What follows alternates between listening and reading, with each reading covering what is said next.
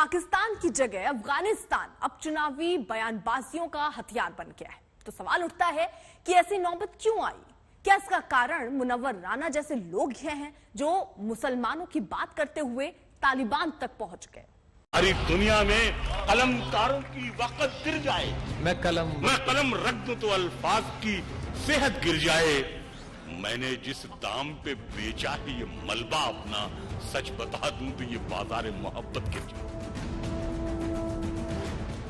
हम एक शायर की हैसियत से सच बोलना चाहते हैं, लेकिन अफसोस की बात यह है कि दुनिया सच सुनने के लिए तैयार नहीं है।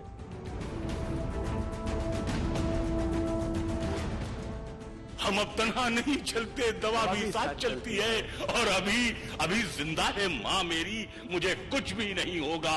मैं घर से जब निकलता हूँ दुआ भी साथ। हिंदुस्तान का मुसलमान जो करेगा वो बहुत बड़ा डेंजर आतंकवादी होगा। बात निकलेगी तो फिर दूर तक जाएगी। बात तो निकली ही है तालिबानी चर्चा करते हुए मुनव्वर राना की, जो उन्हें जेल तक पहुंचा सकती है। क्योंकि मुनव्वर राना जब तालिबान की चर्चा करते हैं तो बात तालिबान की ही नहीं होती। मुनव्वर राना तालिबान का नाम लेकर एक बड़े वर्ग को चुनावी जमीन पर कटघरे में खड़ा कर देते हैं, जो भले मुनव्वर राना के तालिबानी बयानों से सहमत ना हो, लेकिन समाज में सोच के आधार पर बंटवारा होने लगता है। और इसीलिए उत्तर प्रदेश में फिर सरकार सख्त होती है। कोर्ट ने इनकार किया है तो ऐसे लोग गिरफ्तारी होगी।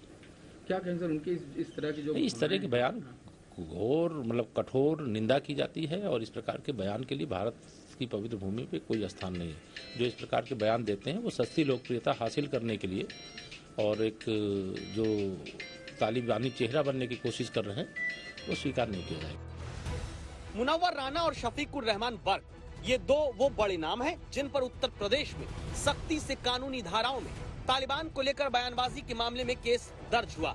मुनव्वर राना पर धार्मिक भावनाएं भड़काने की एफआईआर हुई तो समाजवादी पार्टी के सांसद के खिलाफ 124 से यानी कि राजद्रोह की धारा में मुकदमा दर्ज हुआ है।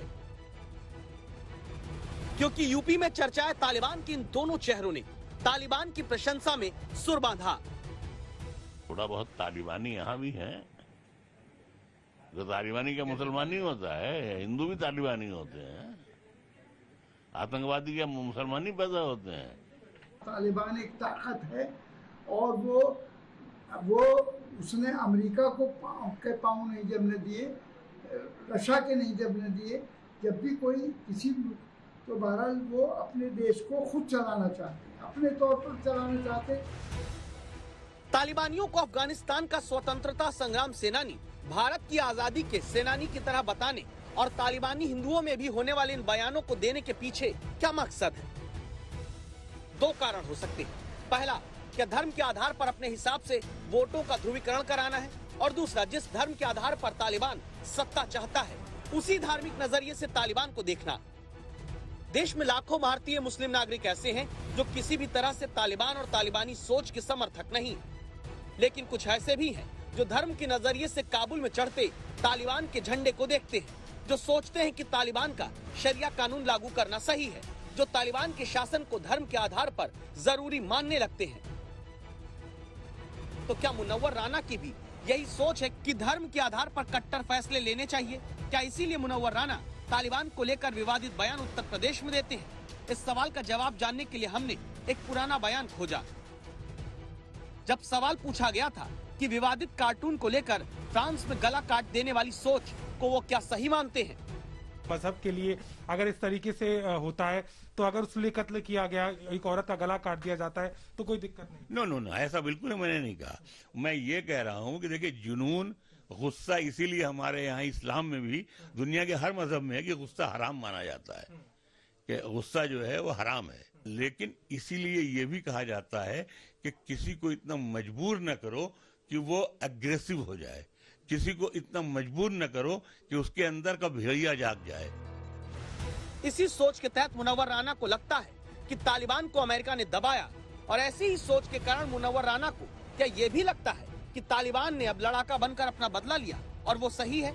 दोबारा एक पुराना बयान मुनव्वर राना का सुनना जरूरी हो जाता है। गॉड को तो वो खुद मानते हैं।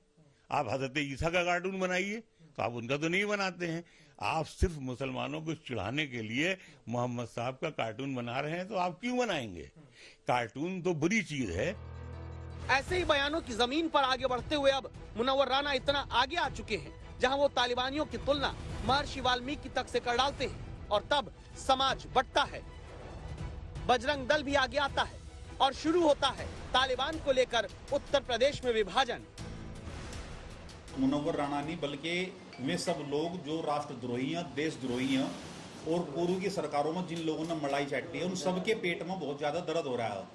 और वो इसलिए हो रहा है कि योगी जी कानून व्यवस्था को लेकर और वो चले हुए हैं और हिंदुओं के देश में हिंदुओं को थोड़ा सा महसूस ही हुआ कि ये देश मूलतः हिंदुओं का था और सरकारों ने कुछ थोड़ा सा पक्ष उधर को लेना शुरू किया तो उन लोगों को ये दिखाई दिया कि हम लोगों को यहाँ टारगेट किया जाए। तो अफगानिस्तान तालिबान की चर्चा उत्तर प्रदेश में इस तरह हिंदू और मुसलमान तक आ जाती है। क्या यूपी में चर्चाएं तालिबान की एंट्री ही इसीलिए हुई ताकि तालिबान के नाम पर वोट आगे बांटे जा सके? आज तक ब्यूरो।